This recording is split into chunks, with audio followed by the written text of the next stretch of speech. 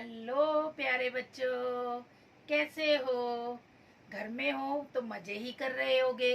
मजे के साथ साथ थोड़ी पढ़ाई भी किया करो। तो आज हम सीखेंगे स्वर और उनकी मात्राएं और उनको इंग्लिश में कैसे लिखते हैं, उन्हें क्या बोलते हैं, वो आज हम अपनी वीडियो में सीखेंगे। तो शुरू करते हैं।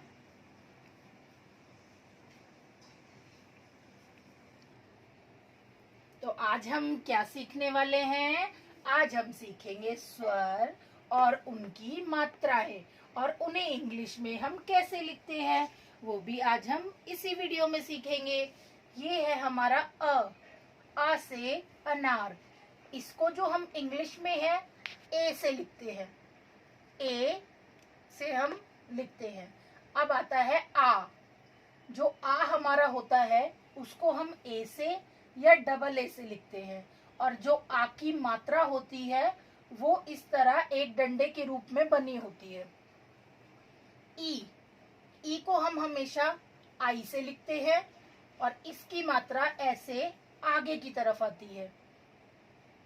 बड़ी ई, बड़ी ई या ई कुछ भी बोल सकते हैं इसको हम डबल ई से लिखते हैं और इसकी मात्रा इस तरीके से आती है। ऊ को हम यू से लिखते हैं और इसकी मात्रा इस तरीके से बनती है। अब आते हैं बड़े ऊ पे। बड़े ऊ को हम डबल ओ से लिखते हैं और इसकी मात्रा ऐसे नीचे की साइड बनती है। री को हम आर आई से लिखते हैं और इसकी मात्रा अक्षर के नीचे की साइड आती है। ए को हम ई से लिखते हैं और इसकी एक मात्रा होती है। आई को हम ए आई से लिखते हैं और इसकी किसी भी व्यंजन पर जो ऊपर जैसे का है, का पे हम दो मात्राएं लगाते हैं तो वो इस तरीके से लिखी जाती है कै। ओ को हम ओ से लिखते हैं, इसकी मात्रा होती है एक डंडा और ये एक मात्रा। आओ को हम ए यू से लिखते हैं, इसकी मात्रा होती है एक डंडा और दो मात्राएं। अंग, इसको हम ए एन से भी लिखते हैं और ए एम से भी लिखते हैं और इसकी मात्रा होती है ऊपर जो हम बिंदु लगाते हैं। आहा को हम ए एच से लिखते हैं और इसकी मात्रा जो होती है विसर्गे होती है। तो हमने स्वर और उनकी मात्राएं और उनको इंग्लिश में क्या कहते हैं वो सब इसमें देखा।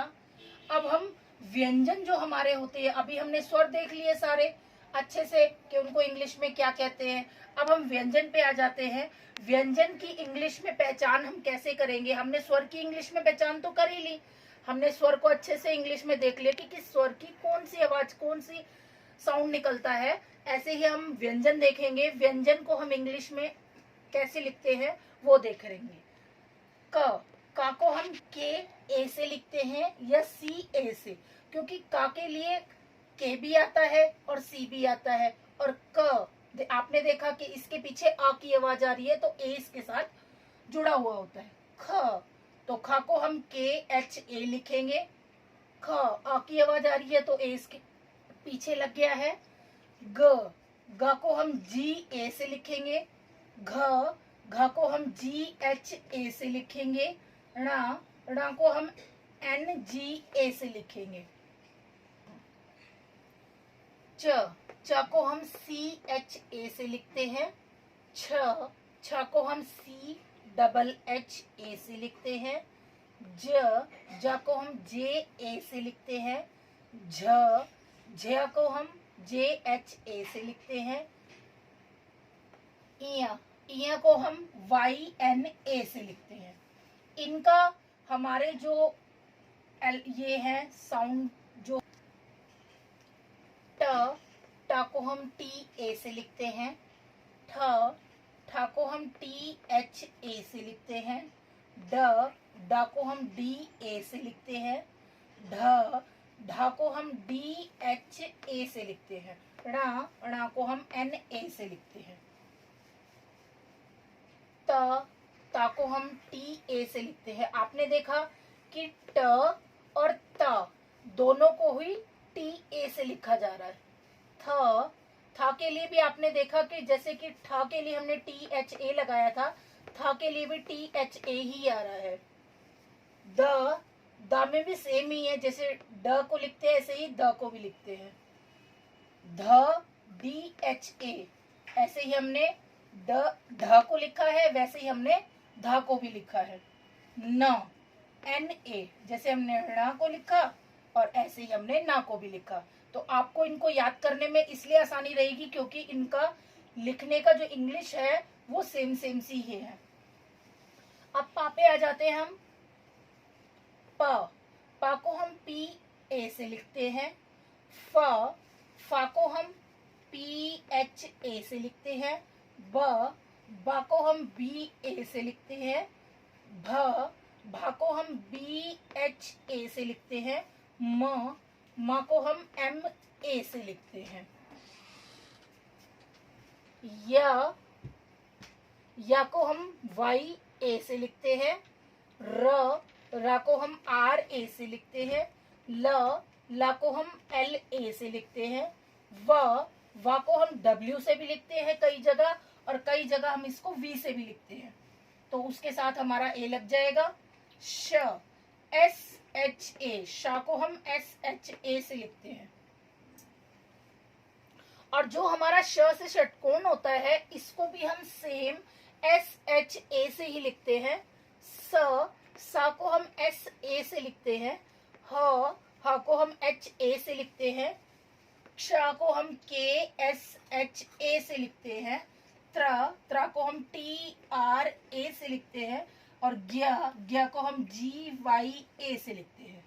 तो हमने अपनी इस वीडियो में स्वर को इंग्लिश में हम कैसे लिखते हैं और व्यंजन को हम इंग्लिश में कैसे लिखते हैं इनकी पहचान की। जब आप इनकी पहचान अच्छे से कर लेंगे तभी आप किसी का भी नाम बहुत आसानी से लिख सकते हैं। अगर आपको नाम लिखना सीखना है तो आपको स्वर और व्यंजन को इंग्लिश में लिखना सीखना ही पड़ेगा।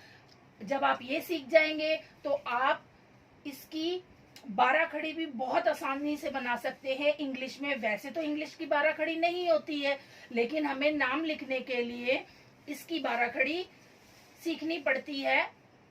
तो हम बहुत आसानी से बना सकते हैं स्वर और व्यंजन को मिला के। तो मैं अपनी आने वाली अगली वीडियो में आपको इंग्लिश में 12 खड़ी कैसे बनाते हैं वो बताऊंगी। तो तब तक आप इसका एक स्क्रीनशॉट ले लो और इनको अच्छे से प्रैक्टिस कर लो और इन्हें अच्छे से याद कर लो, ताकि आप आसानी से नाम बना सको और आप किसी का भी नाम बहुत आसानी से लिख पाओगे।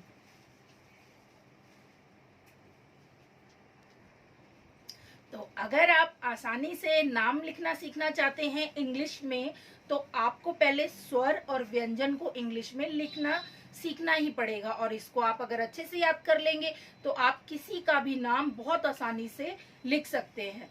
तो अगर आपको ये मेरी वीडियो अच्छी लगी हो तो प्लीज़ मेरे चैनल को लाइक, शेयर, सब्सक्राइब कीजिए और प्लीज़ कमेंट बॉक्स में ज़रूर बताइए कि आपको मेरी ये वीडियो कैसी लगी। तो जल्दी ही मिलेंगे अपनी नेक्स्ट वीडियो में। Bye bye.